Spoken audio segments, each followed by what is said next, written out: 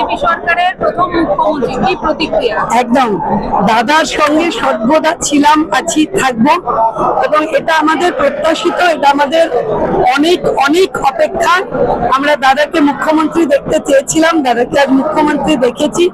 দাদার নেতৃত্বে পশ্চিম বাংলায় সুশাসনের প্রতিষ্ঠা হবে এবং আগামী দিন যে যে অঙ্গীকার করে আমরা প্রতিটা বিধানসভায় জয়লাভ করেছি, সেই প্রতিটা অঙ্গীকার আমরা আমাদের প্রাণ তুচ্ছ করে সেই অঙ্গীকার পালন করব। তিনি অভয় আন্দোলনের সময় আপনিও পথে নেমেছিলেন, একাধিকবার আন্দোলন করেছেন। একদম। আজকের দিনে সব থেকে বড় বাংলার সমস্যা হচ্ছে নারী সুরক্ষা।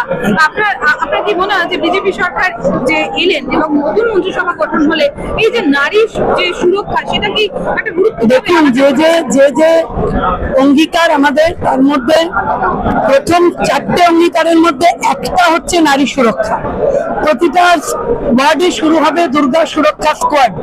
মেয়েরা নিশ্চিন্তে বাড়ি ফিরবেন, কারণ ভারতীয় জনতা পার্টির সরকার প্রতিষ্ঠা হয়েছে। ধন্যবাদ।